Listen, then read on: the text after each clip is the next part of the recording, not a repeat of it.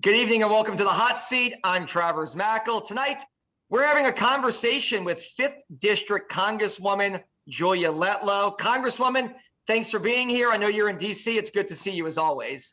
Thank you so much for having me, Travers. It's great to be with you.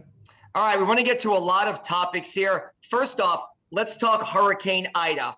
Parts of your district, at least in our area, Metro New Orleans, Tangipahoa Parish, Washington Parish, even St. Helena, heavily impacted by Hurricane Ida. You've worked to get money, especially to rural parts of that area. If you can talk about the efforts made so far and what still needs to get done, in your opinion. Right. Well, I was very pleased to be able to secure funding for Hurricane Ida. You know, I went down and spent quite a bit of time down in the Florida parishes that I represent, just like you mentioned, and just seeing the devastation firsthand, you know, being on the ground and working with people and just seeing their needs. It really puts it in perspective and makes you want to come up to Washington and fight even harder. So we were able to secure $750 million for our livestock farmers. That's huge when you think about our dairy farmers down in the Florida parishes and their need. But, you know, you're absolutely right. There's still more that needs to be done. You know, what I heard up here is that was a nice down payment, and now the real work begins. So, you know, it's my duty, it's my responsibility to make sure that FEMA is doing everything that they need to do. And so we're happy to work with our constituents in that regard as well. But, you know, I was happy to work hard with my colleagues to secure that funding, that much needed funding for Louisiana. And I believe it was also $10 billion for the farmers overall. So, you know, I'm the only representative to serve on the Ag Committee from Louisiana. And so I want to make sure we take care of our farmers. Right, because I think sometimes people, especially on the South Shore, forget how much farming and the rural areas need help as well. Let's talk about this. Look, flood protection is a big deal, not just here in South Louisiana, but for everybody in the state, because we've seen rain events turn into flooding events. With Risk Reduction 2.0, a lot of people are concerned that, especially in Louisiana, they're going to see major bumps in their flood insurance payments to the point where they may not even be able to afford it anymore. I know, and we've done extensive reporting on this, the entire delegation is trying to make this right. How can you all, as a body representing Louisiana, work to change what's going on when it comes to flood insurance? Sure. Well, this is when it's very important for us to have those relationships across the aisles. And we do that as a Louisiana delegation. We make sure that we're working together to make sure that Louisiana's issues are heard. And I've signed on to numerous letters to make sure the administration knows that this is going to be devastating for our constituents in Louisiana. Nobody needs to be hit with a surprise bill like that.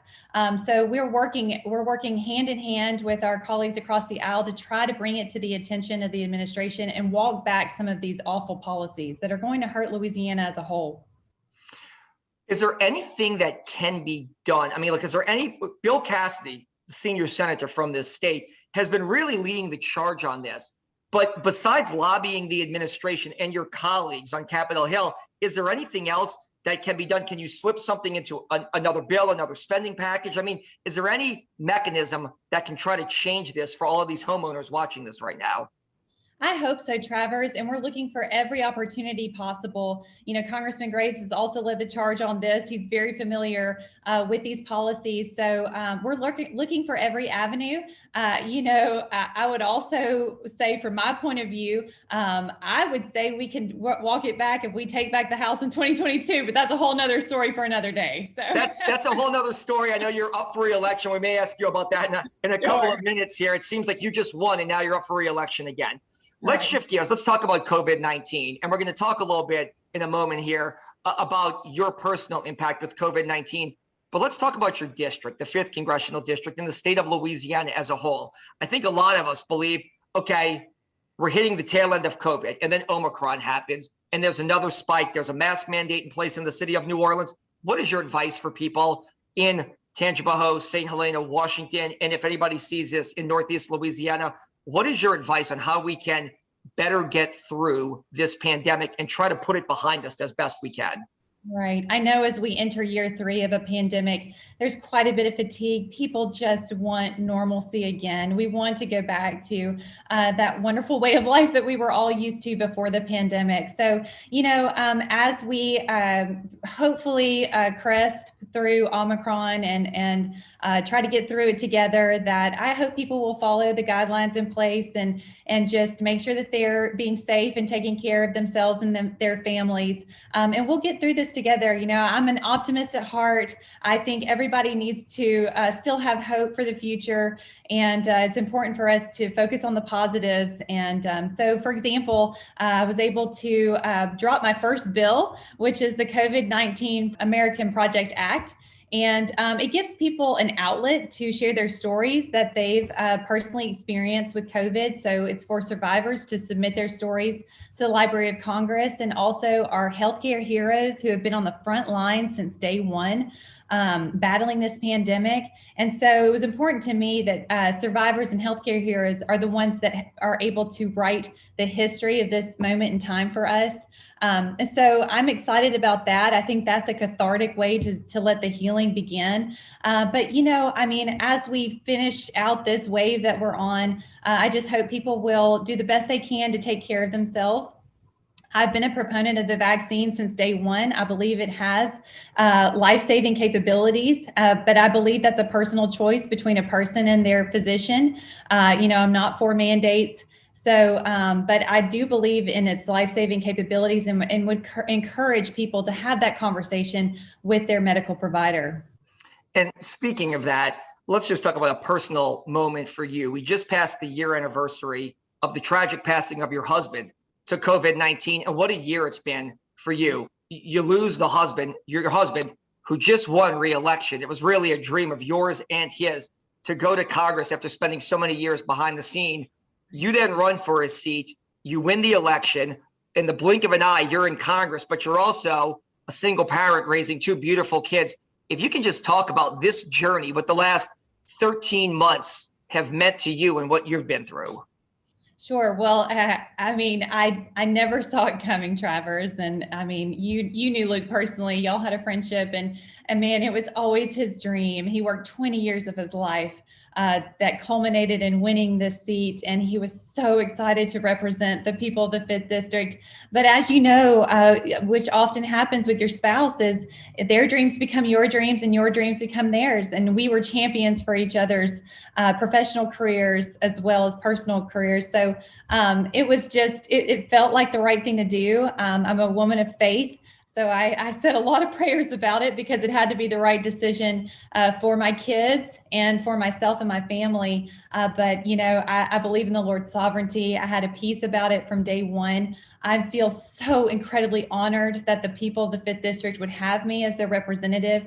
I don't take one day for granted. I think, Travers, when you lose someone, it's hard for you then to take even a second, even a breath for granted, because you know how precious life is and you want to make every moment count. And so I wake up every day trying to do the best that I possibly can, not only for the people of the 5th District, but for Louisiana as a whole. Luke and I both loved being from Louisiana, raising our children here. We just want to make it a better place for our kids, for yours, and for future generations. So that was a long-winded answer, but no, it's a good answer. Let me ask you this too, really quickly. And I think faith is, you touched on this, is going to play a key role here. I have two small kids. My wife asked me this, and we have people who ask us this all the time about you. They say, how does she do it? I mean, you're raising two kids. You were thrown into this. And like you said, it was whirlwind. So here's the question I think a lot of people, a lot of parents want to know. How do you do it? Yeah, well, you know, it takes a really strong support system, and I am very blessed to have that. I know that not everybody does, but I have Luke's parents, I have my parents, you know, as we say in the country, one pasture over. So it's wonderful to have that support system, and it's wonderful to have that in place, and I couldn't do it without them. But, you know, it's important also that we have single parents up in Washington to provide a different perspective that isn't always heard up here, you know, to talk about issues that we face as single parent households, and to offer that perspective that isn't always heard. So, you know, again, going back to faith, I don't think anything happens by chance. And I'm just really thankful that I'm able to be here and able to serve, and that those issues that you might face without that support system are in place for me. I have that support system in place, so couldn't do it without them. All right. I know most of your team. I know they're there to support you. Really quickly, final question here in about 30 seconds, maybe a minute, because I know we're both long-winded. We can both talk a long time here. You're up for re-election right now. Is it full steam ahead basically for that? It's hard to believe that it's every 2 years, and it seems like you just won this election, but can you believe that you're going to have to do this all over again in just a couple of months? Yeah, that's always the thing. Every 2 years, I remember asking Luke, I was like, man, every 2 years, honey, like, do we have to do this every 2 years? But that's how it's run. And goodness, Travers, if the people would have me, it would be an absolute honor to do it again. So absolutely, yes.